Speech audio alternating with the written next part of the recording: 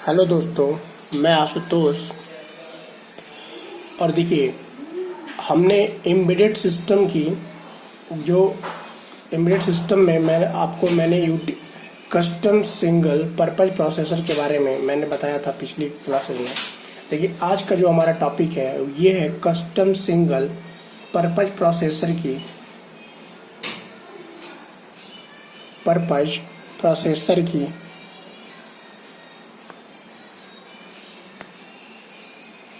Purpose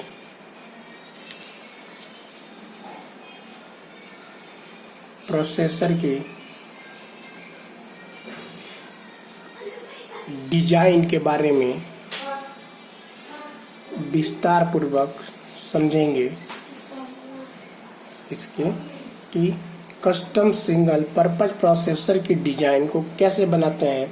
तो देखिए, जो बेसिक प्रोसेसर की डिजाइन होती है इसमें कंट्रोलर तथा डाटा पाथ से मिलकर के बना होता है। किससे किससे मिलकर के बना होता है? जो प्रोसेसर होता है वो किससे मिलकर बना होता है? कंट्रोलर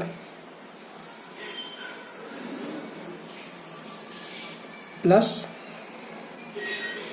डाटा पाथ से मिलकर के बना होता है। ठीक है, देखिए, हम आपको कंट्रोलर और डाटा पाथ की डिजाइन दिखाते हैं कि कैसे इसकी डिजाइनिंग करते हैं। तो देखिए, ये हमारा कंट्रोलर है। ठीक,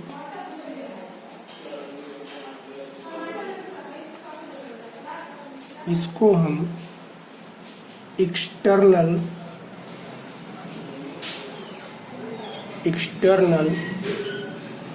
कंट्रोल आउटपुट कह सकते हैं। और ये हमारा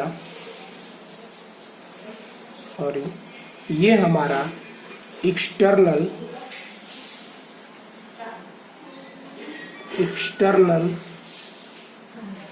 कंट्रोल इनपुट है।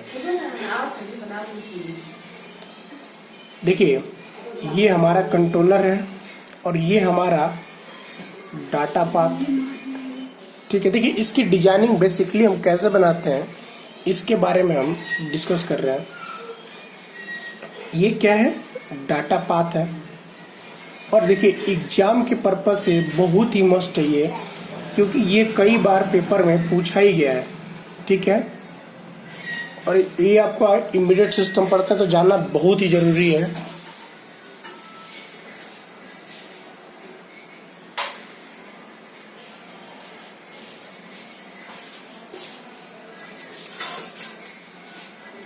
ठीक है, ये डाटा पाथ है और ये हमारा है एक्सटर्नल डाटा आउटपुट।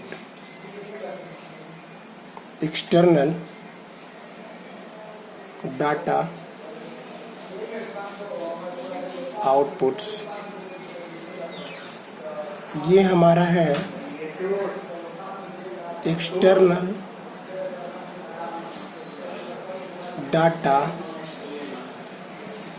इनपुट्स। देखिए, जब हम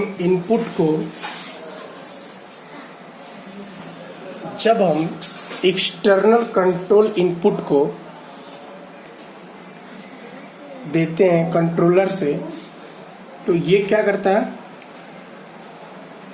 देखिए, डाटा पाथ का काम क्या होता है? मैंने आपको पिछली क्लास में बताया था। डाटा पाथ का काम होता है कि देखिए, मैं इसका वर्क बता रहा हूँ। ये होता है डाटा को स्टोर करना। डाटा पाथ सिस्टम में क्या करता है? डाटा को स्टोर करने का काम करता है। ठीक है, और उसे क्या करता है? मैनिपुलेट करता है। और ये हमारा कंट्रोलर है। ये है आपका data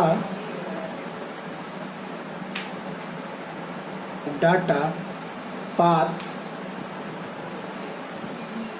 control input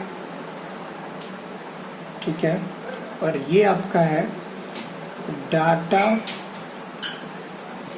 path control output. देखिए ये हमारी बेसिकली डिजाइन है कंट्रोलर एंड डाटा पाथ का। किसका है ये, किसका फिगर है, कंट्रोलर एंड डाटा पाथ का। देखिए एक हम आपको दिखाते हैं कि जो ये कंट्रोलर और डाटा पाथ होती है इसकी इनसाइड व्यू कैसे होती है। तो ये तो हमारा एक्सटर्नल है, ये दिखता है ऐसे कि अब हम इसको आपको दिखाते हैं कि इसकी जो इनसाइड व्यू होती है वो किस प्रकार से बनती है। तो थोड़ा हम इनसाइड व्यू को भी देख लेते हैं। देखिए ये हमारा है मेन फ्रेम है जिसमें हम क्या करते हैं, ये देखिए ये यूनिट के अंदर कैसे इसकी डिजाइनिंग होती है इसको हम थोड़ा बेसिकली समझते हैं।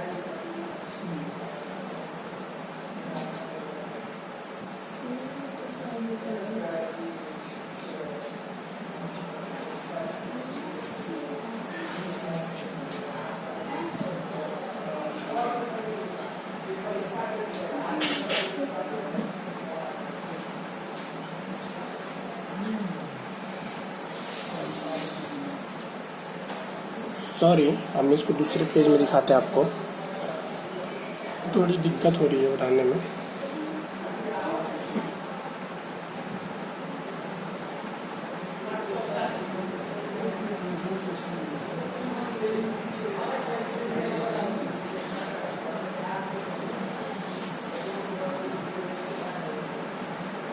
ये इसकी देखिए मैं आपको इसलिए बना के दिखा रहा हूँ, मैं चाहता तो पहले से बना देता और बहुत ही आसान शब्दों में समझा भी सकता था, पर आप देखेंगे इसको मैं कैसे बना रहा हूँ तो आपको भी याद हो जाएगा और आपको इसको बनाने में कभी प्रॉब्लम नहीं होगी एग्जाम के टाइम में।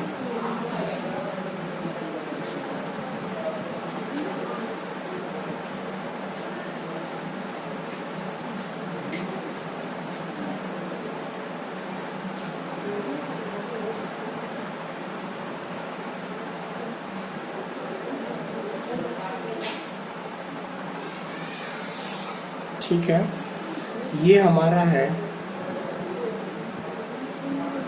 नेक्स्ट स्टेट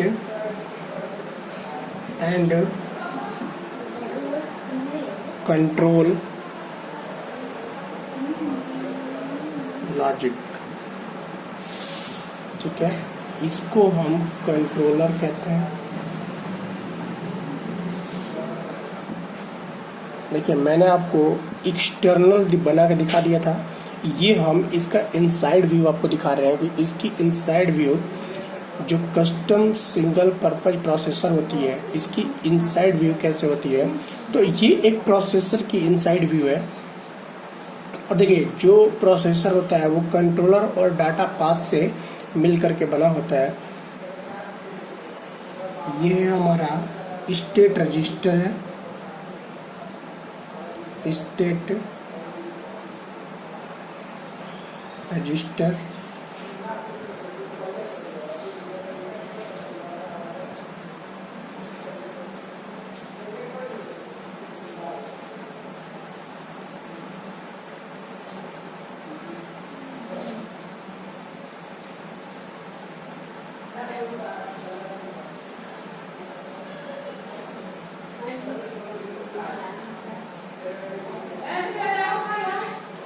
ये है हमारा फंक्शनल यूनिट और ये है हमारा रजिस्टर। ठीक है,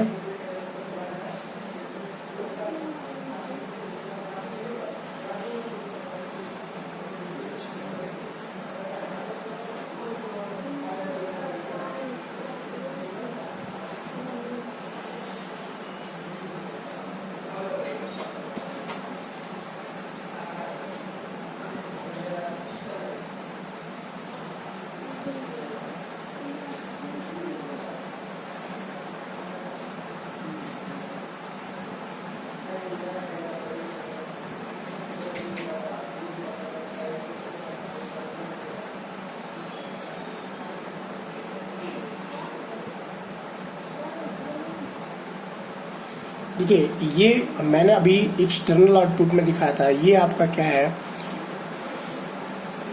कंट्रोलर डाटा इनपुट्स, और ये हवा आपका है कंट्रोलर डाटा पाथ आउटपुट्स। ये आपका आउटपुट्स है, ये हमारा डाटा पाथ है,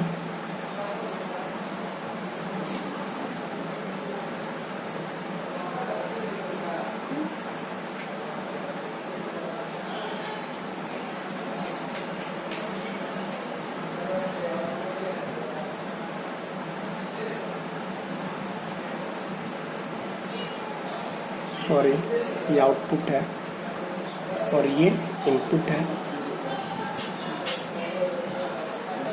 देखिए, तो ये फिगर है आपका a view inside the controller and data path. ठीक है, तो ये हमारा दोनों व्यू जो थे ये किसके थे,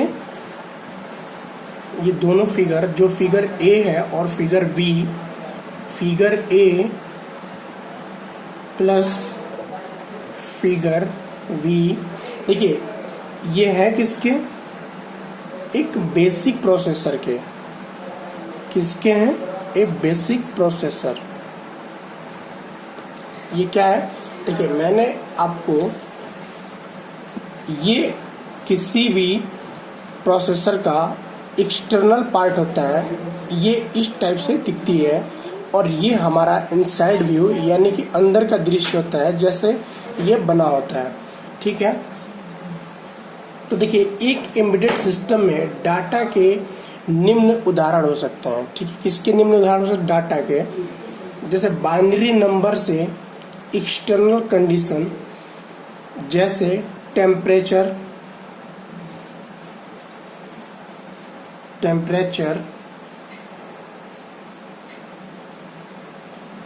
या स्पीड,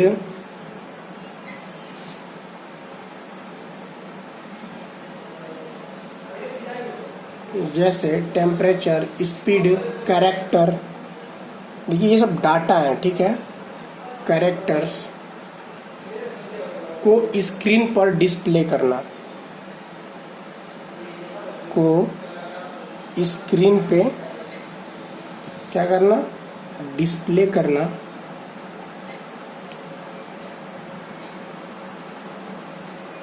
ये क्या है, हमारे एक डाटा के एम्बेडेड सिस्टम में एक डाटा के उदाहरण है। ठीक है, ये क्या करते हैं, बाइनरी नंबर से एक्सटर्नल कंडीशन में क्या करते हैं, जैसे टेम्परेचर को जब हम इनपुट देते हैं, टेम्परेचर, स्पीड जो कैरेक्टर होती है वो स्क्रीन पे क्या करते हैं, डिस्प्ले करते हैं। देखिए, एक डिजिटल फोटोग्राफिक इमेज को स्टोर करना तथा कंप्रेस करना, डाटा पाथ में एक रजिस्टर यूनिट, एक फंक्शनल यूनिट तथा कनेक्शन यूनिट। ये क्या हमारा डाटा पाथ में एक फंक्शनल यूनिट, एक रजिस्टर, और ये रजिस्टर यूनिट है, और एक कनेक्शन यूनिट होता है। देखिए ये कनेक्शन यूनिट है, यहाँ से आके इसमें और ये फंक्शनल यूनिट को कनेक्ट करता है। तो ये किसके माध्यम से होते हैं, ये वायर के और मल्टीप्लेक्सर होते हैं। ये वायर्स होते हैं या मल्टीप्लेक्सर होते हैं। वायर्स मतलब तार होते हैं या मल्टीप्लेक्सर होते हैं। ठीक है,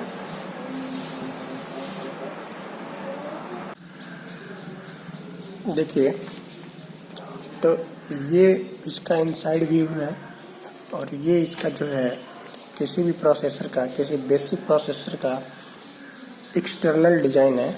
ये एक्सटर्नल है और ये उसकी इंटरनल डिजाइन है। ठीक है,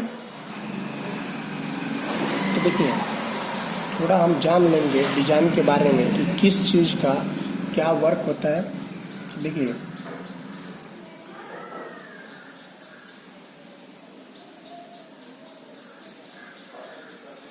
तो जो फंक्शंस यूनिट है ये फंक्शंस यूनिट है, और फंक्शंस यूनिट के द्वारा डाटा को फीड करना, क्या किया जाता है, डाटा को फीड करना तथा पार्टिकुलर ऑपरेशन के लिए, किसके लिए, ऑपरेशन के लिए, यानी कि चलाने के लिए फंक्शंस यूनिट का प्रयोग किया जाता है। ठीक, इसके बाद देखिए, जैसे अब इसमें क्या क्या आता है, जैसे ऐड, शिफ्ट आदि को परफॉर्म किया जाता है। ठीक है, किसमें, फंक्शंस यूनिट में। ठीक,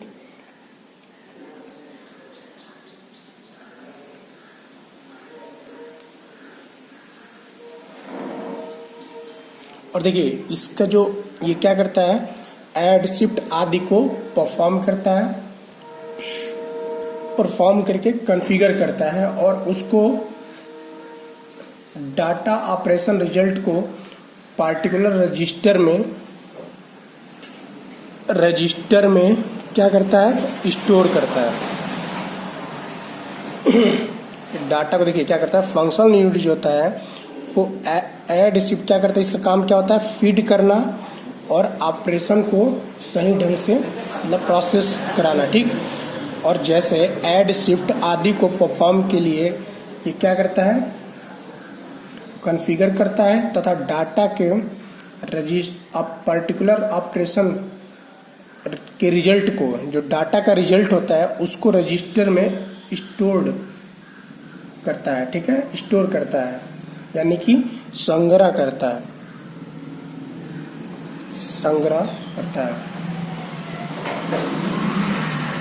देखिए एक कंट्रोलर डाटा पाथ, ये कंट्रोलर डाटा पाथ है को कंट्रोल इनपुट्स, ये मैंने आपको दिखाया था इसमें, देखिए सॉरी, ये देखिए ये कंट्रोल इनपुट्स है, ये इसका काम होता है सेट करना। क्या सेट करना, जैसे रजिस्टर, लोड तथा मल्टीप्लेक्सर सिलेक्ट सिग्नल को, क्या, जैसे रजिस्टर लोड तथा मल्टीप्लेक्सर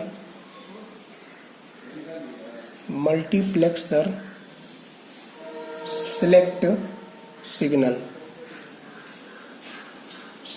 को, ताकि जो रजिस्टर यूनिट होती है, फंक्शनल यूनिट तथा कनेक्शन यूनिट एक पार्टिकुलर समय पर, देखिए इससे क्या फायदा होता है, जो रजिस्टर यूनिट होती है, ये रजिस्टर यूनिट, इसकी देखिए ये इंटरनल डिजाइन है, इसमें देखिए साइड व्यू में, ये रजिस्टर यूनिट, फंक्शनल यूनिट और कनेक्शन यूनिट, ये क्या है आपका, कनेक्शन यूनिट जो होती है एक पार्टिकुलर समय पर आवश्यक कॉन्फ़िगरेशन प्राप्त कर सके। एक निश्चित समय पर क्या करती है, जो इसकी कॉन्फ़िगरेशन है, जो इसकी स्ट्रक्चर, जो मतलब जिस वर्क के लिए बनाया गया है, वो एक निश्चित समय पर काम कर सके या पाया जा सके। ठीक है, प्राप्त करता है। एक controller, external controller input and data control in output, जिन्हें स्टेटस सिग्नल कहते हैं। किसको कहते हैं, इनपुट और आउटपुट को, किसको, कंट्रोलर के, इसको हम क्या कहते हैं, स्टेटस सिग्नल कहते हैं। एवं ये फंक्शनल यूनिट से आते हैं। किससे आते हैं, फंक्शनल यूनिट से। देखिए ये फंक्शनल यूनिट है, ये नेक्स्ट स्टेज कंट्रोल लॉजिक है, इससे इसमें जाता है, फिर ये प्रोसेस के थ्रू रजिस्टर से भी इसमें आता है, फिर फंक्शनल यूनिट से करके फिर ये लॉजिक कंट्रोल लॉजिक में जो नेक्स्ट स्टेट कंट्रोल लॉजिक होता है, इसमें डाटा जाता है। ठीक, और रजिस्टर में स्टोर होता है, ये तो आप जानते ही हैं। ये फंक्शन डाटे हैं और ये भी मॉनिटर करता है तथा एक्सटर्नल कंट्रोल आउटपुट को भी सेट करता है। किसको सेट करता है, एक्सटर्नल कंट्रोलर आउटपुट, ये क्या था हमारा एक्सटर्नल कंट्रोलर आउटपुट।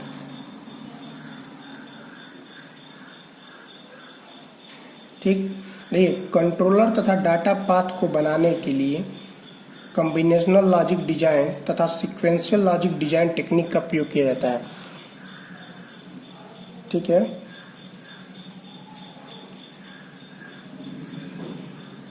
एक सीक्वेंशियल प्रोग्राम का प्रयोग करते हैं। यदि हम कोई सीक्वेंशियल प्रोग्राम का प्रयोग करते हैं, जिससे एक एग्जांपल जीसीडी, देखिए जीसीडी क्या होता है, जीसीडी होता है ग्रेटेस्ट कॉमन डिवीजर के द्वारा इसको आगे हम बताएंगे जीसीडी ग्रेटेस्ट कॉमन डिवीजर के द्वारा कैसे इसको दिखाया जाता है। और ये भी क्या है आपका, देखिए अभी जब आगे मैं आपको एक ग्राफ बनाऊंगा वो होगा आपका ग्रेटेस्ट कॉमन डिवीजर, उससे मैं आपको समझाऊंगा कि जो प्रोसेसर होता है वो किस तरीके से वर्क करता है। अब देखिए, एक सिग्नल पर्पज प्रोसेसर को बनाने के लिए, देखिए किसको सिंगल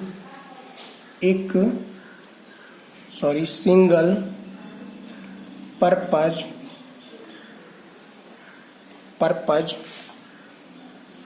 प्रोसेसर को बनाने के लिए एक जीसीडी यानी ग्रेटेस्ट कॉमन डिवीजर को इम्प्लीमेंट किया जाता है। देखिए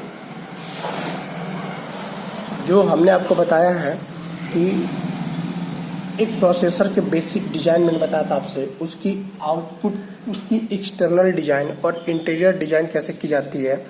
फिर देखिए मैंने आपसे ये भी बताया कि जब भी कभी इसकी जो कॉन्फ़िगर करते हैं किसको, जब हम एक सिंगल पर्पज प्रोसेसर की डिजाइन करते हैं तो उसके लिए हम किससे जीसीडी यानी कि ग्रेटेस्ट कॉमन डिवीजर के द्वारा उसका इम्प्लीमेंट किया जाता है। इससे क्या होता है, सिंगल पर्पज प्रोसेसर, जो सिंगल प्रोसेसर होती है वो बनती है। ठीक, तो ये हमारी टॉपिक हो गई।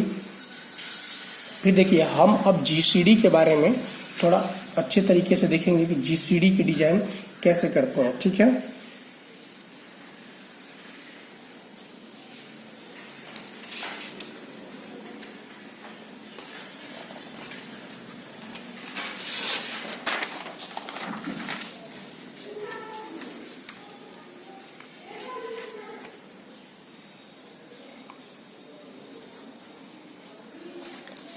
देखिए जो जीसीडी होती है, देखिए थोड़ी मैंने जो आपको दिया था पीडीएफ, उसमें इसमें जो चीज़ें लिखी हुई है वो मैंने उतने सही तरीके से नहीं लिखा है, पर आप इससे वीडियो से पॉज करके उसको लिख लीजिएगा।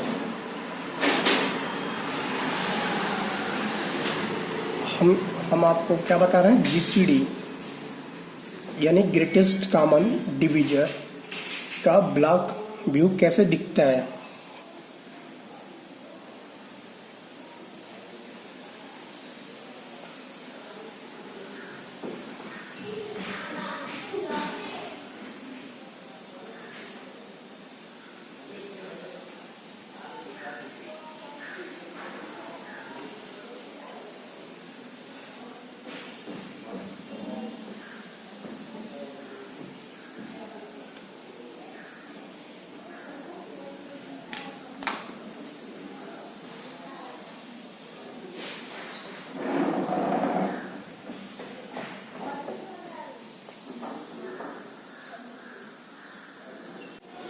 देखिए तो मैंने आपको जीसीडी के बारे में बताया था। ये होता क्या है, ग्रेटेस्ट कॉमन डिविजर। तो देखिए ये इसकी डिजाइनिंग है, एक्सटर्नल डिजाइन ये इसी प्रकार से दिखती है, ठीक है। इसमें क्या होता है, ये इनपुट है और ये इसकी आउटपुट लगी होती है, इसमें लोड भी होता है। फिर देखिए आप इसकी जो हम स्टेट डायग्राम बनाएंगे वो इस प्रकार से होगी, और ये मैंने थोड़ा सा पीडीएफ में मैं लिख नहीं पाया था, तो थोड़ा आप देख लीजिएगा ये, ठीक है। ये आपका INT, ठीक है।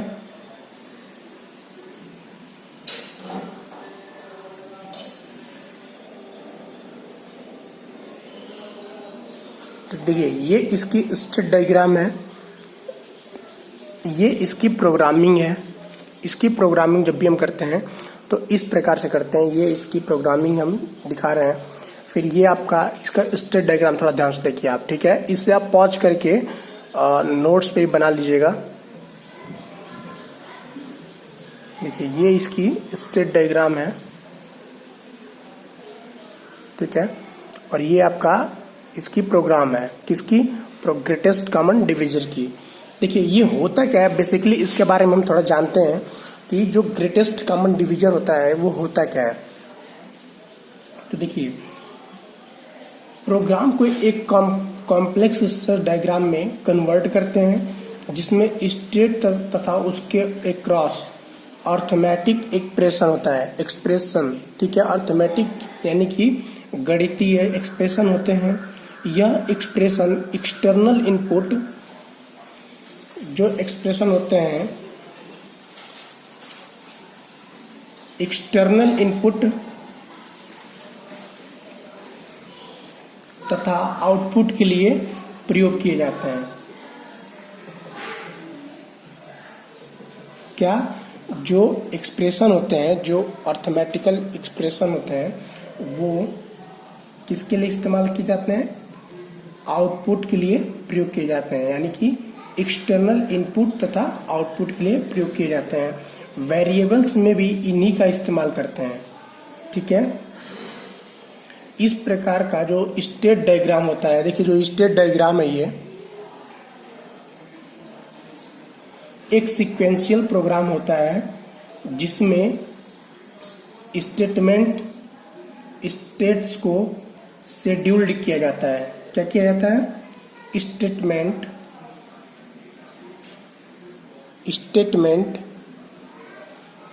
स्टेट्स को स्टेट में शेड्यूल्ड किया जाता है,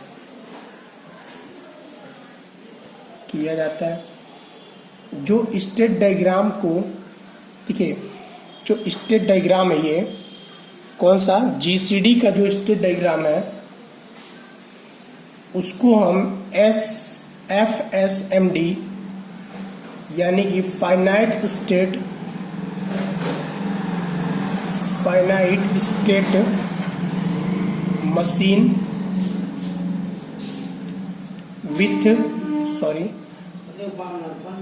मशीन विथ डाटा कहते हैं।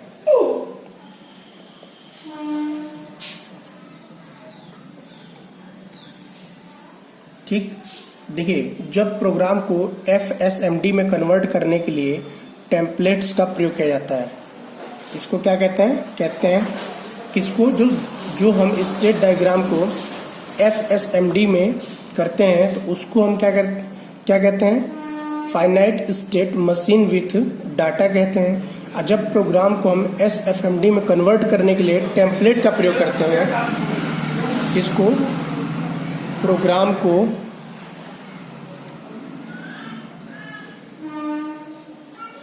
FSMD में कन्वर्ट करने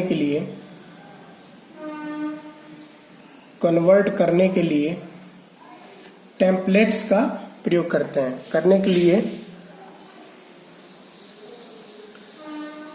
टेम्पलेट्स का प्रयोग करते हैं। ठीक है।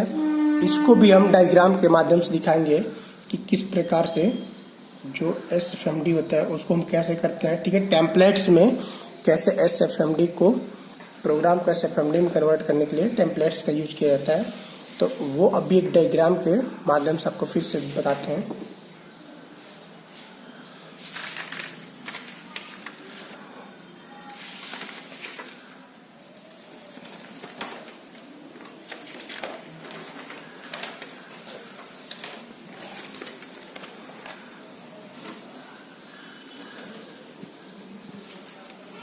देखिए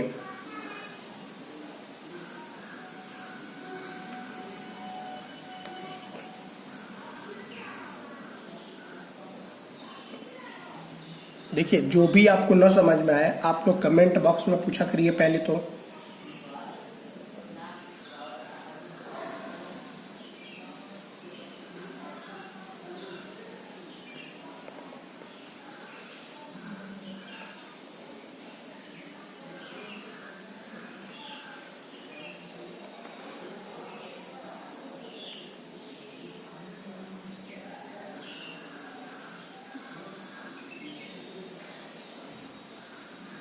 देखिए हम प्रोग्राम को कैसे FSMD में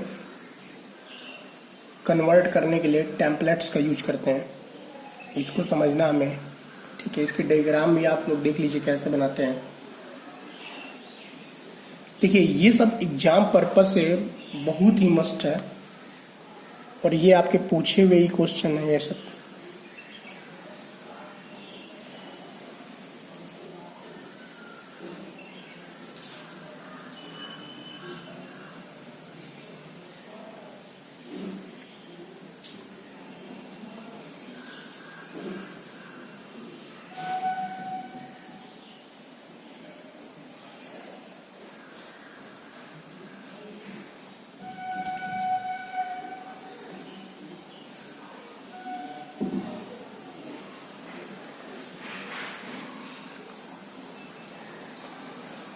ये आपकी लूप है, ठीक।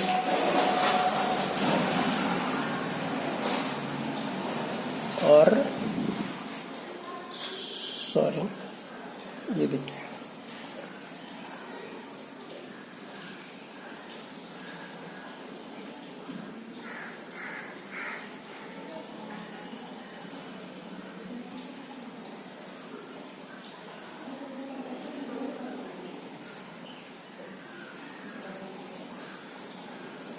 ये आपका ब्रांचेज है।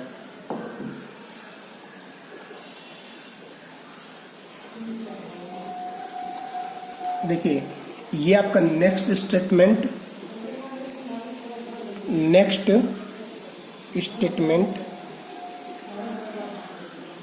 ये देखिए ये मैंने आपको बताया था ना टेम्पलेट्स का यूज कैसे करते हैं, उसके बारे में हम देख रहे हैं। बिल्कुल कंफ्यूजन नहीं होना चाहिए आप लोगों को। अगर कंफ्यूजन होता है तो आप लोग कमेंट बॉक्स में कमेंट करके पूछिए।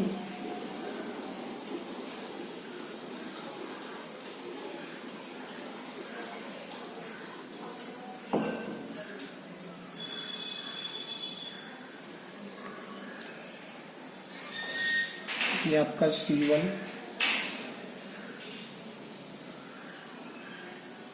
C2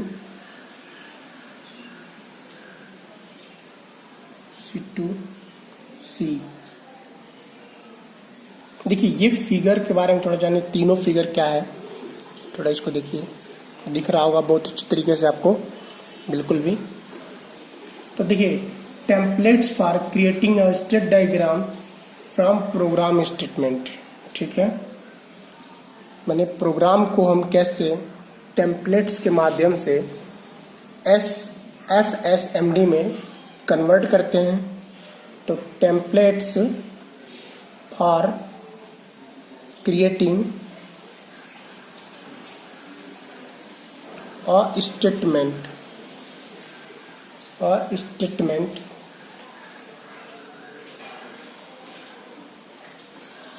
creating a state diagram देखिए फ्रॉम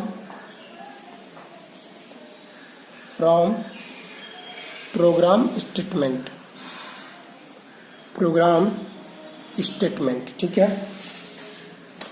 तो देखिए स्टेटमेंट को एक असाइन स्टेटमेंट, ये आपका असाइन स्टेटमेंट है, ये आपका लूप या लूप स्टेटमेंट में क्लासिफाई करते हैं। क्या करते हैं?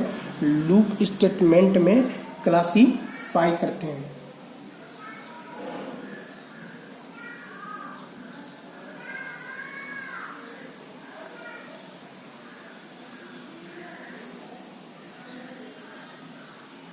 ठीक, जो प्रोग्राम होती है उसको हम क्या करते हैं, या तो असाइनमेंट स्टेटमेंट या लूप स्टेटमेंट में क्या किया जाता है, क्लासिफाई किया जाता है प्रोग्राम को।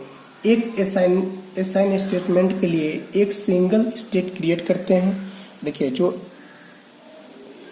असाइन स्टेटमेंट है इसके लिए हम एक सिंगल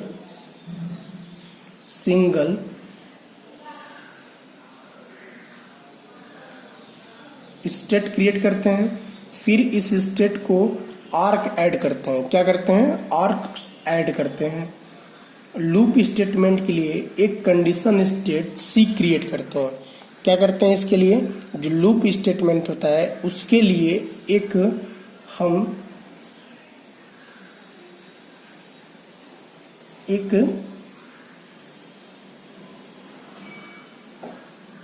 सी क्रिएट करते हैं तथा एक जॉइन स्टेट जे क्रिएट करते हैं। एक देखिए ये लूप स्टेटमेंट के लिए हम एक सी क्रिएट करते हैं और एक जॉइंट स्टेटमेंट जे क्रिएट करते हैं, और असाइनमेंट स्टेट को अपने एक्शन के साथ होती है, जबकि लूप स्टेट बिना एक्शन के होती है। देखिए जो असाइनमेंट स्टेटमेंट होती है इसको आप पूरा लिख लीजिए, स्टेटमेंट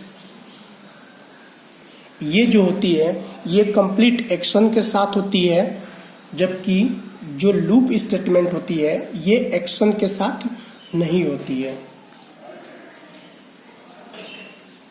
और लूप कंडीशन में कंडीशन स्टेट से लूप बॉडी के फर्स्ट स्टेटमेंट तक एक आर्क ऐड किया जाता है।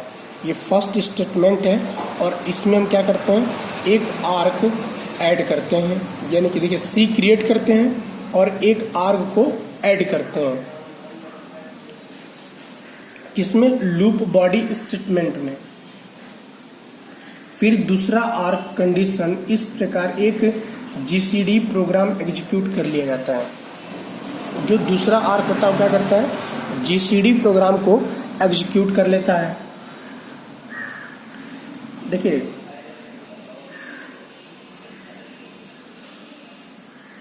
स्टेप जो अगला स्टेप फंक्शनली को डाटा पाथ तथा कंट्रोलर पोर्ट में डिवाइड करता है।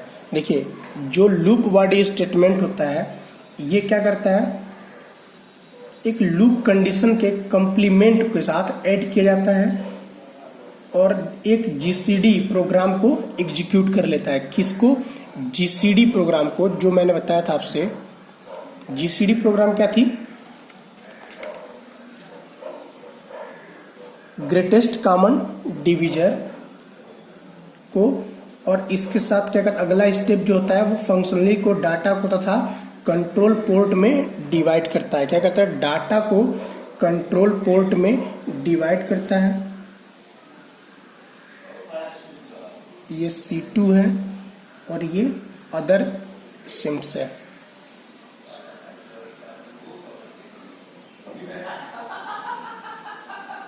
ठीक है, देखिए अब हम डाटा पाथ को 4 स्टेप में बताते हैं आपको कि कैसे इसका 4 स्टेप होती है। तो पहला स्टेप आप देखिए, सर्वप्रथम किसी भी डिक्लेयर वेरिएबल के लिए एक रजिस्टर क्रिएट किया जाता है।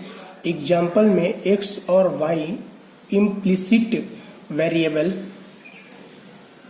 x और y इम्प्लिसिट वेरिएबल है, इसलिए एक रजिस्टर D क्रिएट करते हैं तथा इसे आउटपुट पोर्ट से कनेक्ट करते हैं। ठीक है, फिर देखिए जो सेकेंड है, ये तो आपका फर्स्ट हो गया। अब हम सेकेंड थोड़ा जानते हैं। तो सेकेंड है जो दूसरा स्टेट डायग्राम होता है उसके लिए क्या करते हैं, अर्थमेटिक ऑपरेशन के लिए एक बेसिक फंक्शनल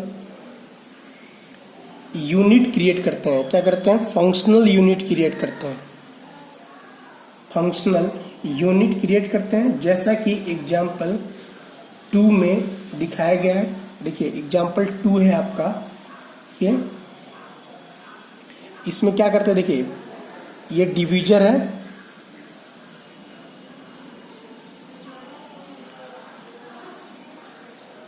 जो क्या करता है, देखिए इससे और इससे, इसको हम नेक्स्ट स्टेटमेंट लिख देंगे।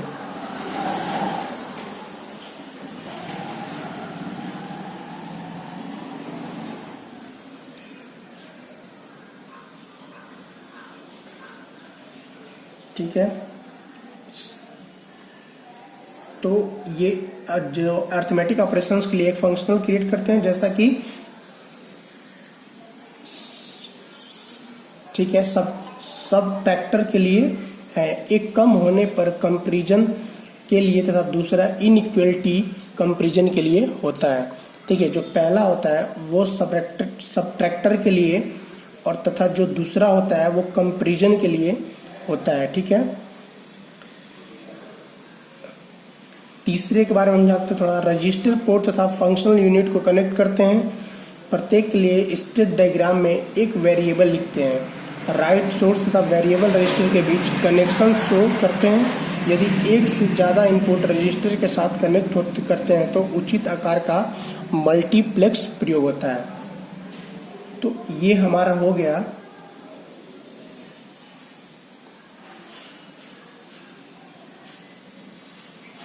देखिए, हम जान किसके बारे में लिए, जीसीडी के बारे में जान लिए। ठीक, फिर हम जो FSMD का यूज कैसे करते हैं और कैसे कन्वर्ट करते हैं टेम्पलेट के माध्यम से, इसको हम जान लिए। फिर इसमें हम ये भी डायग्राम के माध्यम से ये भी समझ लिए कि जो लूप स्टेटमेंट होती है बेसिक प्रोसेसर का डिजाइन कैसे करते हैं, ये तो हम जान ही लिए। फिर हमने देखा कि प्रोग्राम ग्रेटेस्ट कॉमन डिवीजर का ब्लॉक डायग्राम भी हमने देखा, इसकी जो प्रोग्रामिंग है ये कैसे करते हैं ये हमने देख लिया। फिर डिजायर्ड फंक्शनली कैसे होती है, इसकी स्टेट डायग्राम भी हमने देख लिया। ठीक है, फिर हमने देखा templates for creating a state diagram from program statement. तो ये हमारी टॉपिक यहीं पे कंप्लीट होती है। फिर हम अगले टॉपिक पे मिलते हैं आपसे।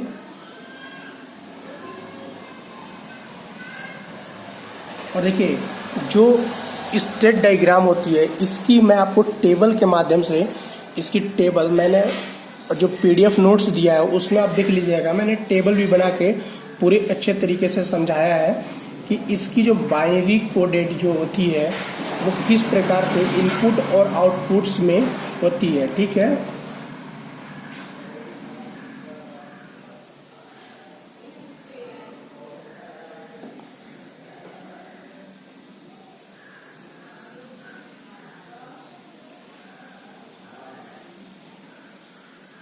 और मैंने फिर आपको greatest common divisor, controller, data path controller model के